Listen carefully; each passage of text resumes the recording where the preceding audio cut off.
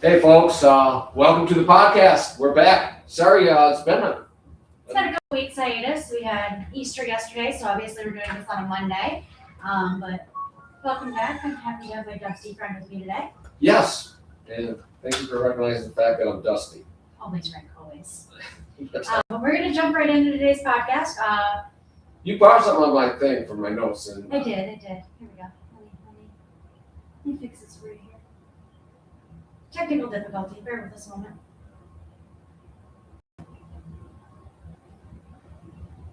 so got some exciting news for you. And actually, I had a whole file here that I was going to show you that someone was going to go get but forgot. But we'll talk about that in a bit. I want to talk to you a little bit about why, and this will lead into the news that I have. I have some pretty awesome news. I want to talk about why we love archaeology, why we are so excited about it. It's a pretty passionate topic for both of us. I can absolutely agree.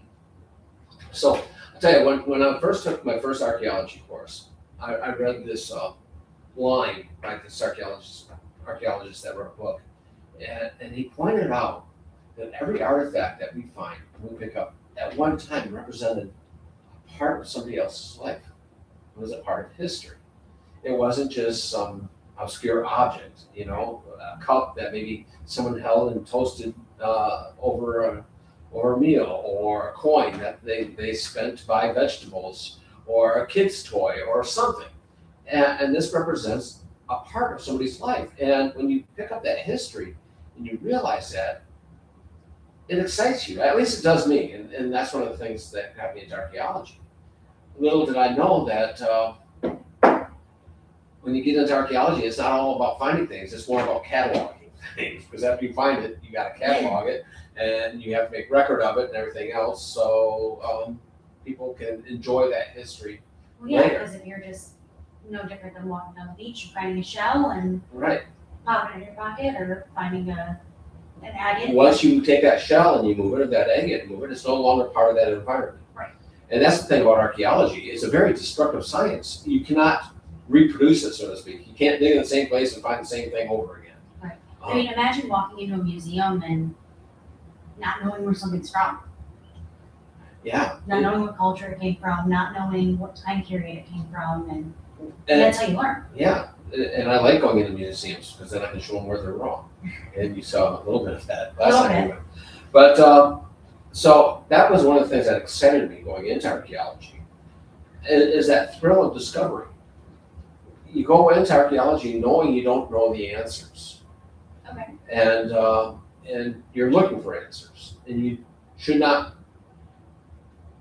predispose your concepts, your ideas to one idea without allowing room for changes. Well, I mean, let's face it, archaeology is really just being a real life Indiana Jones. It is. Except you don't let me have my whip anymore. No, it's been taken away. You're a bummer. But I mean, looking at, an Indiana Jones aspect, we're looking at artifacts, we're looking at hidden, different ways different cultures looked at things, and how they protected them. Let's use Indiana Jones. Most of that movie we know is not really what Right. archaeology looks like. Let's face it, we don't go around fighting Nazis every day.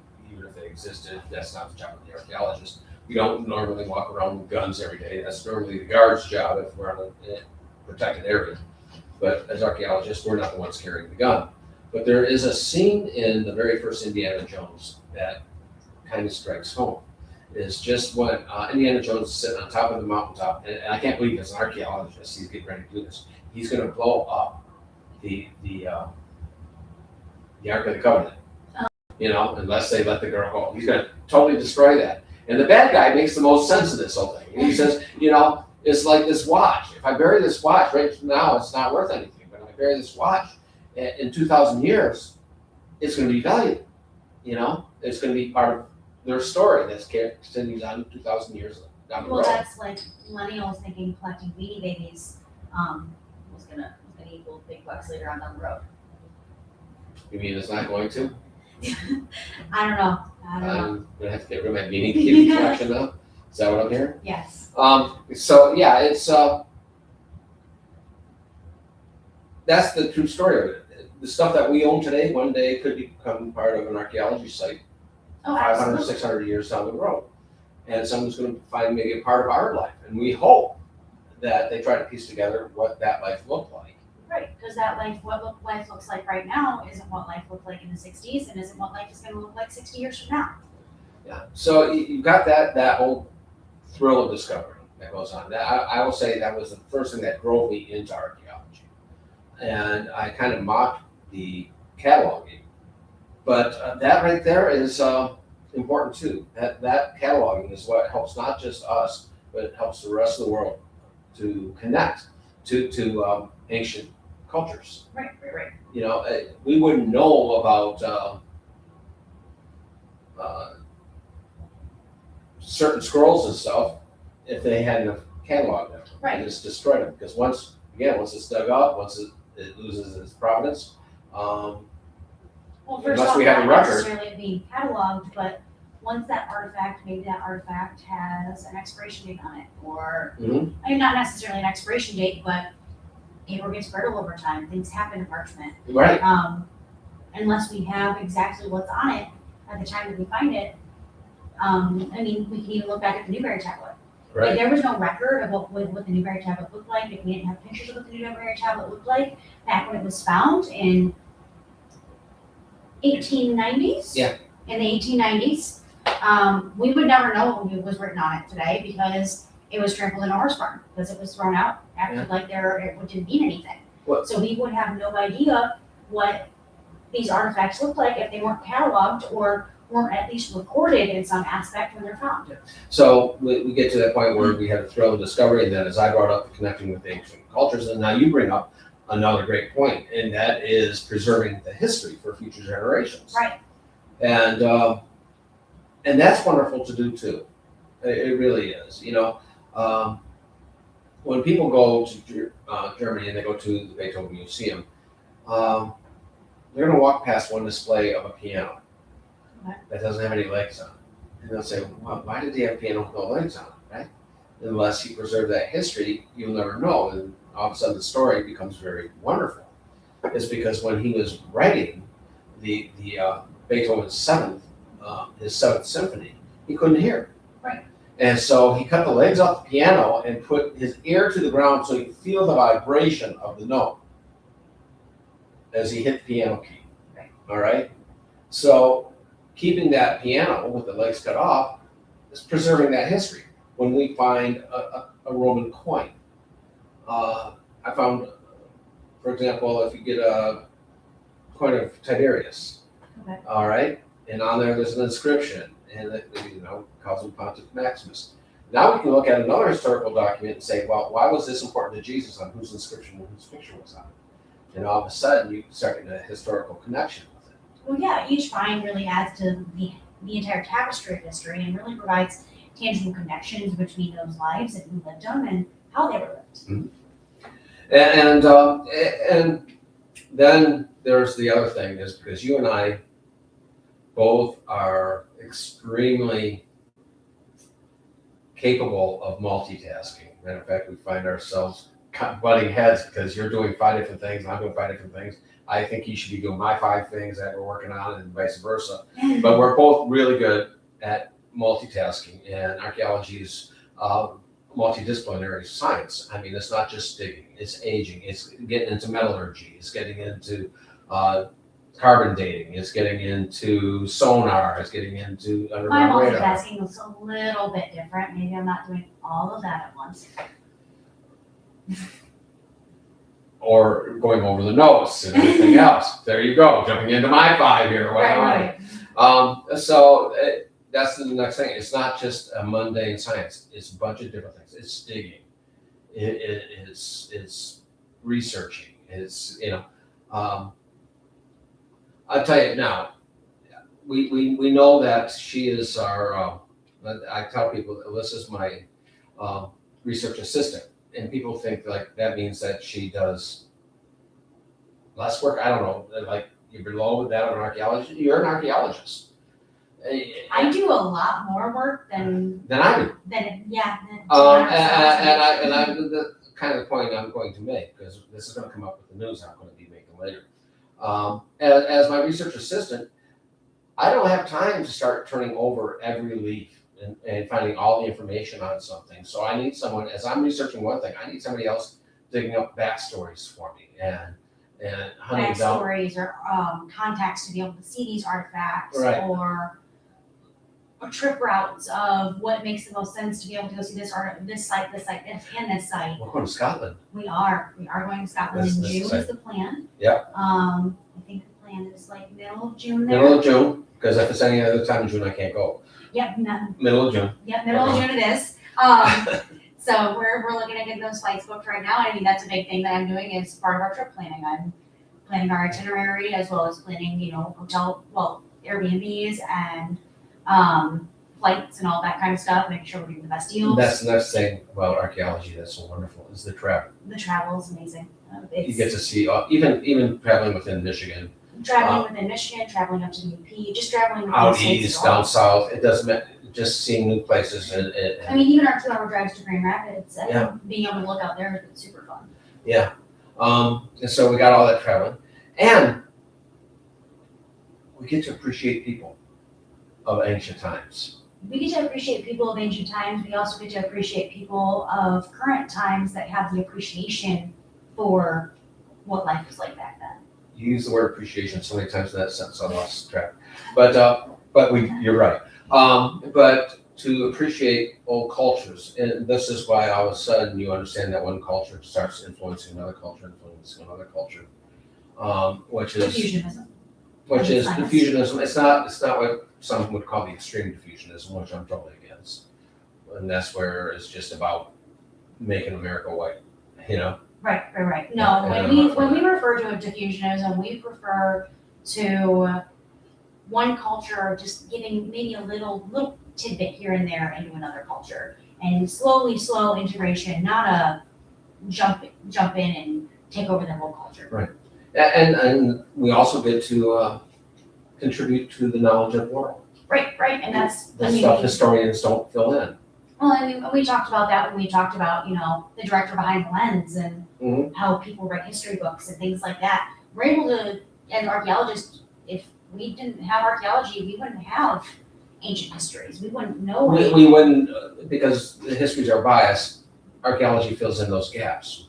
So all of a sudden we have information. Like this, when we talked about going to the DIA and the fact that they used to have a plaque up there that announced that something was Roman, and it wasn't, it was Greek. It was great. And so I got to contribute to their knowledge and say, you're wrong. I Right. love doing that.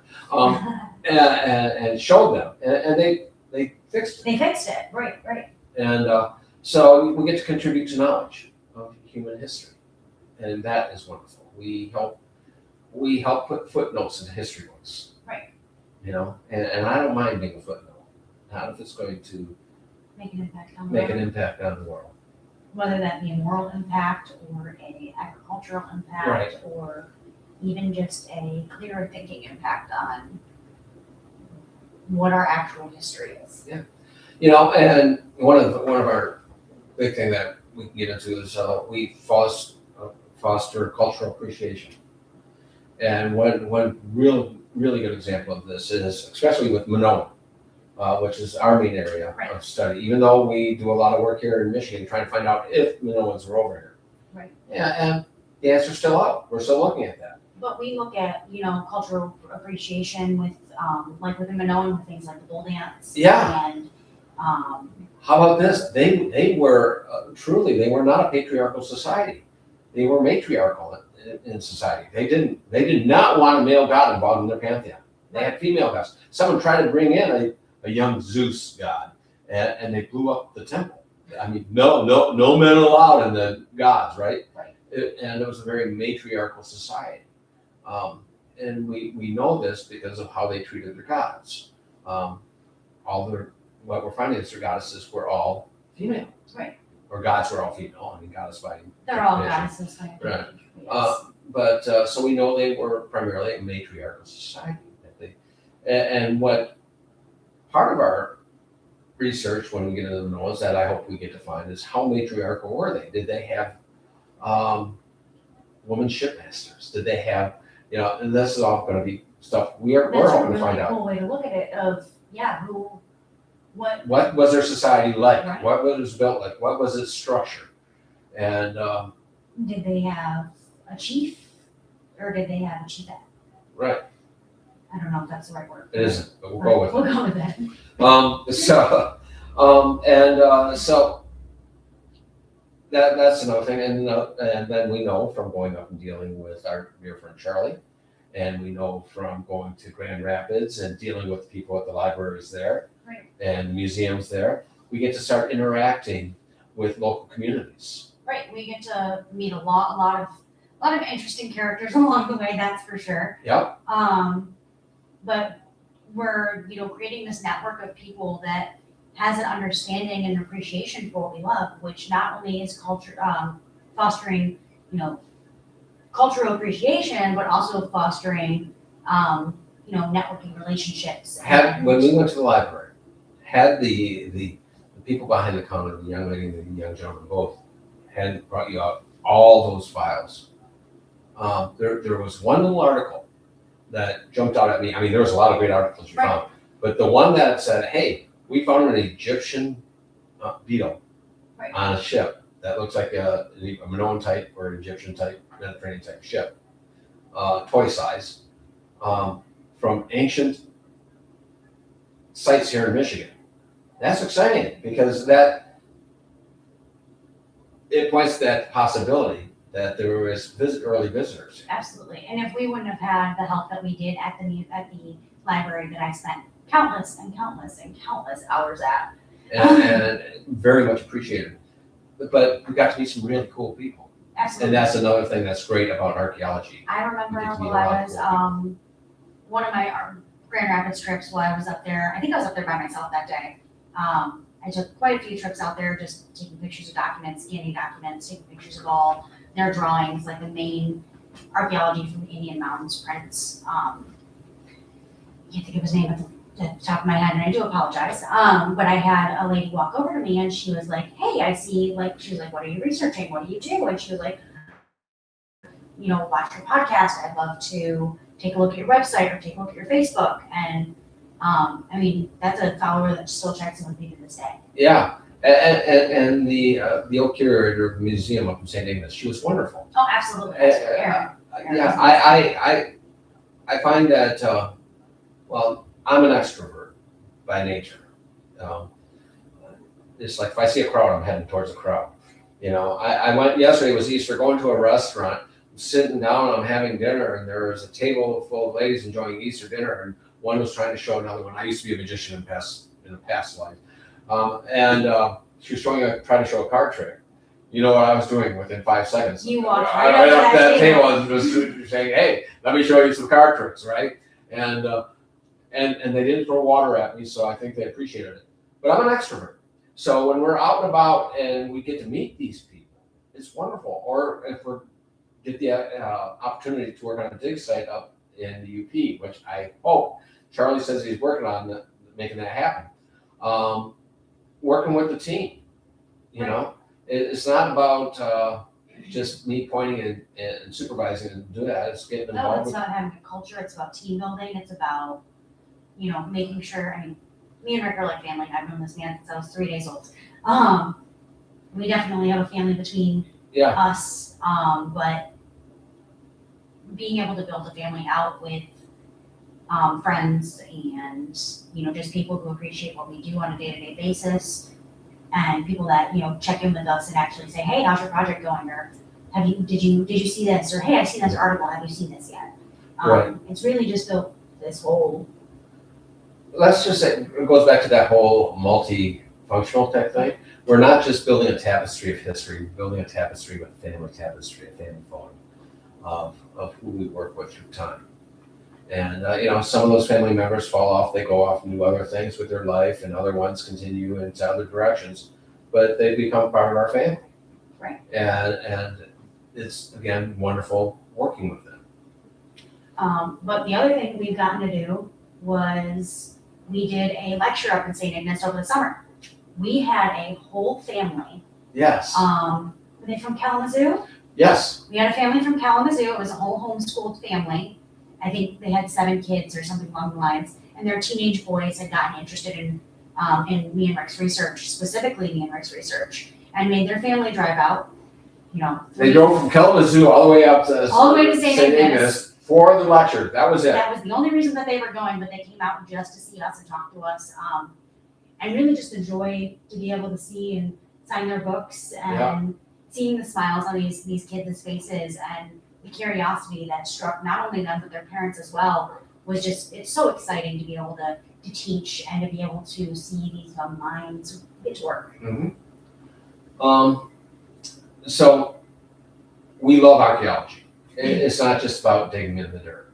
And matter of fact, when I asked you to come on board with this project, I did so because of your knowledge of grants and banking and stuff like that. Finance. And I said, I'll bring you in on that direction. And then you said, oh, I've always wanted to get into archaeology. And I said, I may have been the kid that was obsessed with National Treasure. Like extremely obsessed with National Treasure. And just so you know, folks, before she finishes this next sentence, we are not treasure hunters. No, we are not treasure hunters. But just the discovery, the finding, and obviously Nick Cage. Nicolas Cage is just, it's up there after this for me. But I used to do an impersonation of Nicolas Cage. It was not good. I'm not going to do it now. Thank you. But being able to go into a passion, because I actually had looked, because we started this project in what, 24? That's when you came. That's when I came onto the project. Obviously, you've been doing this for quite some time. A long time. But I came onto the project in 24. Back during COVID, during 2020, I was actually looking at going to college for archaeology and just decided, I don't know if it's the right time. But now I've been able to fully immerse myself and. So we enjoy it. It's a passion. It really is. It's a passion project for me. I think anybody who goes into archaeology, I really think it's a passion project because there is so much involved. There is so many little intricate little things, T's you got to cross, I's you got to dot. But each T you cross and each I you dot takes you a step closer to another amazing find. You really, I don't know if this is every archaeologist, but I know this is at least for me. My ADHD helps quite a bit. Because I just get to rabbit hole for hours. Drives me nuts, but things get done. I'll text him at 2 or 3 o'clock in the morning. Hey, by the way, here's this article. We need to go look at this site here and this site over here. And I booked our plane tickets for this and got this lecture scheduled. That's how we found Charlie McIntosh. Right. That was one of my late, deep 4 o'clock in the morning thing. I'm saying, why is she sending me a picture of this stone at 4 o'clock in the morning? Okay, well, we'll look at it later. But we've created a great friend out of that. Yeah. We found the McIntosh stone, which has been huge for our discovery, first off. It is. But if I wasn't up at 4 o'clock in the morning and deep diving and looking at, what was it? Rob's publishment of Michigan Back Roads. Yeah. Or Ancient Back Roads or something like that. I will have to. And I've got a story about Rob, but I won't share it now. But being able to take a look and just connect with people and really deep dive into archaeology has been huge for me. It gives me something to do in my off time, that's for sure, which I don't have much of. So, folks, and this is important, and I hope people who see this on Facebook, and this is called a segue. I'm going to move to something different now. All right. Okay. I have a fictional book out there that involves a Minoan ship coming over and finding the land over We've here. talked about Trade Winds. Trade Winds. And if for some reason you have not read Trade Winds yet, we are going to be planning another book signing out at Barnes & Noble in the upcoming months. Yep. But we also. In Ann Arbor. Yep, at the Ann Arbor location. And then if you haven't, you can always find it on ebook. You can find it on Let me Amazon. give you this news. So, if you buy, if you get in touch with Alyssa, for the first 50 people that gets in touch with Alyssa, either through YouTube or her Facebook or the Michigan Archaeologist Facebook page or our website, michiganarchaeologist.com. For the first 50 people that is willing to arrange $25 sent to us. We will send you a signed, personalized copy of Trade Winds. And that money will go very specifically towards the next thing I'm going to tell you about. Alyssa and I are co-writing a book on the actual project. It's not going to be fiction. It's about the actual project. It's going to be a nonfiction book. And it's going to show our approach. And I want you to understand, when you first read it, I do believe in the project we're working on, but I also know that there are very many biases to our project. There are very many, oh, what if that's not true? What if this is what it is? There's arguments for and against, and I think as scientists, we've got to face them all. Right. And we have to think that. So it'll be a case of the opening is going to be saying, these are the strengths and the weaknesses of our hypothesis, of our thesis. There's strengths, and there's some areas that there's weaknesses. No weakness absolutely rules out our thesis at this point. And at the same time, we've got a lot of strong standing proof that supports our thesis. But we still have to be realistic as scientists on our approach. And then you will be writing a segment on each one? So each chapter is going to include the first section of that chapter. Well, the chapter is going to kind of be split into 3 sections. Yeah, A, B, and C. A, B, and C. A is going to be the introduction, what theories are out there, possible opposing views, and things of that sort. Mm-hmm. And even resources to possible some of those opposing views. And then section B of each chapter is going to be my take on it, with the resources I use personally within my own library. Which thank you, Rick, and thank you to our project for being able to start filling my library even more. I love every time I get a new book. It's a great time, whether that be a book from a used bookstore or that be a book from a museum or a little shop we go into that just speaks to what we're looking at. And then C will be a collaboration on our opinions on what we talked about in that chapter. And then we're going to have the final chapters is going to be strictly on what we found in our. Yeah, where we're going to put pictures of, sites that we've actually visited and artifacts that we've uncovered and all of that kind of stuff. So with that book coming, first announcement, for the first 50 people that are willing to pay $25 for a copy of Trade Winds, we will sign, and this includes shipment. We will ship it, and the money will go towards the publishing of the new book. And now this is the part that I'm really excited about, because Alyssa is so integral in the making of this book, and she's co-writing it with me. And since we're going to have people buying books to help pay for the production of it, all profits, bar none, all profits of this book for the first 5 years will go into a college fund for her new daughter. So, I was unaware of that news until just now. I told you I wasn't going to tell you until I beat your face. So yes, she got a brand beautiful baby girl, and so for the first 5 years, that production of those books will go into her college fund. And so we also have I got another set of books coming out on a trilogy. So this is another fantasy. All that profit from that will go back into the project. Yes, that's the plan. We don't want to share too much information on the new trilogy coming out that Rick's working on, but there's some exciting things in the works, and we're hoping to get it out to a publisher within the next week. Yes. And hoping to hear back within the next 2 to 3 weeks. So It should be pretty exciting, and hopefully we'll have some news soon. But help us get the new book on our project printed and up on Amazon and out to Barnes & Noble. Buy a copy of Trade Winds from us. I've got 50 copies sitting at my house. I ordered specifically for this. So make arrangements with her. $25, that'll cover shipping and the book, and a personalized autograph. So make sure I have proper spelling of your name. Otherwise, I can guarantee you he will spell it wrong every single time. I'm not sure if we've shared this with you guys, but for the first 6 months we worked together, Rick called me Allison. Mind you, he's known me since I was 3 days old. But he called me Allison for the first 6 months of working. Well, in all honesty, my friends told me that I would be terrible at poetry because I'm dyslexic. But I ended up making like 2 jugs and 3 vases, and they all turned out fine.